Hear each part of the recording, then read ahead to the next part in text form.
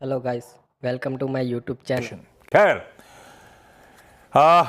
NTPC green की चर्चा, और ध्यान रखिएगा एनटीपीसी लिमिटेड की होली ओन सब्सिडरी है एनटीपीसी ग्रीन एनर्जी। मंगलवार नवंबर 19 को आईपीओ खुलेगा। 102 से 108 रुपए का प्राइस बैंड, 10,000 करोड़ रुपए मोबिलाइज करने की योजना। और इस कंपनी के सीएमडी, चेयरमैन और मैनेजिंग डायरेक्टर, और साथ साथ डायरेक्टर फाइनेंस, दोनों कंचन नौटियाल के साथ मौजूद। कंचन, ओवर टू यू, बातचीत करिए।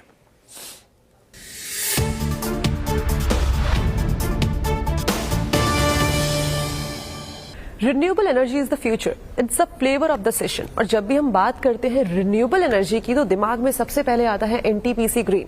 तो चलिए सीधा चलते हैं मैनेजमेंट के पास और लेते हैं और भी ज्यादा deep insights. First of all congratulation sir.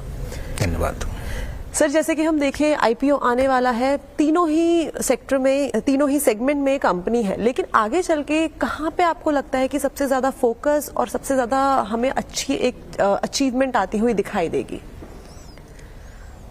देखिए, आपने ठीक कहा कि एनटीपीसी ग्रीन, और मैं आपको ये भी बताना चाहूँगा कि जब भी आप बिजली के बारे में सोचते हैं तो एनटीपीसी जो है वो आपको नेचुरली आपके दिमाग में आता है।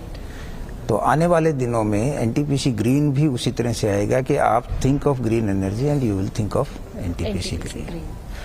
सो हम एज एनटीपीसी हम 1/4 पावर जो है वो सबका जो है पूरे देश में सप्लाई करते हैं।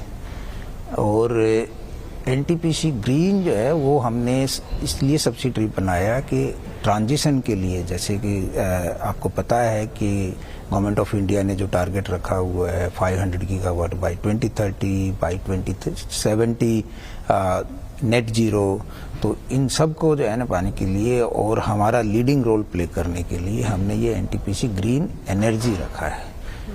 और एनटीपीसी ग्रीन एनर्जी के 4 जो है वो स्तंभ हैं, और 4 स्तंभों में क्या है, पहला सोलर, विंड, उसके बाद स्टोरेज, और फिर है ग्रीन मॉलिक्यूल। तो इसके ऊपर अभी फिलहाल जो टेक्नोलॉजी है, जो बाकी जो है ना अभी जो कैपेसिटी बिल्डिंग है देश में है, बाकी जगह पर है, उसके हिसाब से हम सोलर में और विंड में काम कर रहे हैं पहले। और हमारा लक्ष्य जो है वो है कि हम 60 गीगावाट यानी 60,000 मेगावाट की कैपेसिटी पालेंगे 2032 तक। और अभी जो स्टोरेज की प्राइसेस हैं उसमें काफ़ी करेक्शन हुआ है, जो कि हमारे लिए बहुत अच्छी चीज़ है कि उसके कारण हम स्टोरेज में भी इन्वेस्ट करना शुरू कर रहे हैं अभी। और हमें उम्मीद है कि, उम्मीद ही नहीं बल्कि विश्वास है कि हम 2032 की बजाय शायद 2030 में ही जो लक्ष्य हमारा 60 गीगावाट का है या 60,000 मेगावाट का, उसको हम प्राप्त कर लेंगे। और उसके आगे बढ़ते हुए और 2070 में जो कि नेट जीरो का टारगेट है उसको पाने के लिए भी, और 2047 तक जो विकसित भारत का जो लक्ष्य है उसमें हम किस तरह से वैसा ही योगदान दें जैसा कि हमने एनटीपीसी ने जो पूरे पावर सेक्टर में दिया था। एनटीपीसी ग्रीन एनर्जी जो है वो एनर्जी ट्रांजिशन में और ग्रीन पावर सप्लाई करने में वैसा ही योगदान दें। राइट। तो ये तो हमने समझा कि क्या टारगेट्स कंपनी लेके चल रही है। Sir, particularly if we talk about IPO proceed को किस तरीके से यूज करने के बारे में कंपनी सोच रही है, और इसके बाद डेट स्टेटस क्या होगा? देखिए, 10,000 करोड़ जो आईपीओ के द्वारा हम रेस करेंगे, ये तो है, इसका लक्ष्य ही ये है कि कैपिटल एक्सपेंडिचर करना है हमें। 60 गीगावाट का तो है, but on A more immediate basis 19 gigawatt अगले 3 साल में हमें करना है। तो ये आईपीओ उसी एक डेट इक्विटी रेशियो भी लगेगा, तो डेट रेस करेंगे और ये इक्विटी को यूज करके कैपिटल एक्सपेंडिचर हम खड़ा करेंगे। और इसमें अगर कुछ समय के लिए, अल्पकाल के लिए कुछ हमारे पास एक्सेस मनी है तो उसको हम जो एग्जिस्टिंग लोन है उसको कुछ समय के लिए रिपे करेंगे, फिर से ले लेंगे जब जरूरत पड़े। ओके सर, अगर हम 12 महीनों की बात करें तो वहां पे हम एडिशन का क्या टारगेट देख रहे हैं? देखिए, जैसे मैं आपको थोड़ा सा और विस्तार से बताने की चाहूँगा। इस साल मार्च के महीने तक हम 3,000 मेगावाट कमीशन कर रहे हैं। और जो अभी जो बता रहे हैं वो उसमें काफी काम चल रहा है। कोई भी जो है ऐसा नहीं है कि जिसका अभी हमने टाई अप नहीं किया है या पेंडिंग है कुछ।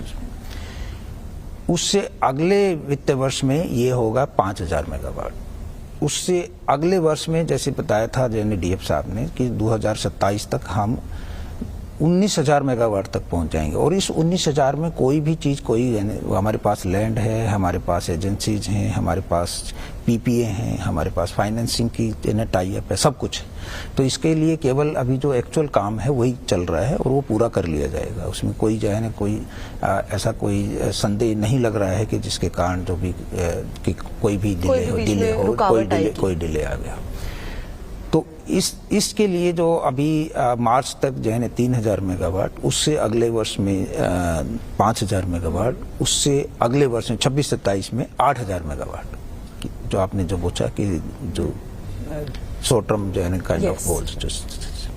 Okay sir, according to RHP वहाँ पे कुछ रिस्क फैक्टर्स दिए गए थे, जैसे कि ऑफ टेक का कंसंट्रेशन रिस्क और सप्लाई कंसंट्रेशन रिस्क। उसको किस तरीके से मिटिगेट करने के बारे में सोच रहे हैं? देखिए, ये जो रिस्क की बात कर रहे हैं, जहाँ तक 19,000 मेगावाट तक का सवाल है, इसमें हमने ऑलरेडी सब कुछ काम कर लिया है, तो ये कुछ नहीं। आगे जाने वाले दिनों में कैपेसिटी अभी जो है डेवलप हो रही है। मेक इन इंडिया, आत्मनिर्भर भारत की जो स्कीम है, उसकी तरफ से तकरीबन देश में 50,000 मेगावाट पर सालाना वो मॉड्यूल बनाने की वो कैपेसिटी आ गई है। और उसके अलावा जो BOS है उसमें भी आ रहा है। कुछ समय के लिए शायद जब ऑर्डर होते हैं तो सप्लाई कंस्ट्रेंट आता है, जब ज़्यादा ऑर्डर होते हैं, तो हमें उम्मीद है कि उस समय तक बाकी चीज़ें भी हो जाएंगी। हमारा कोई ऐसा लक्ष्य नहीं है कि जो हम उसके अंदर अपना कंस्ट्रक्शन की EPC शुरू कर दें या अपना मैन्युफैक्चरिंग शुरू कर दें, हमारा इसमें कोई नहीं, क्योंकि हम बिल्कुल फोकस्ड रहना चाहते हैं और हम अपना फ्लेक्सिबल भी रहना चाहते हैं कि अगर किसी एक पर्टिकुलर कोई कॉन्ट्रैक्टर फेल होता है या सप्लायर फेल होता है तो हमारे लिए दूसरे तैयार रहते हैं। इसी तरह से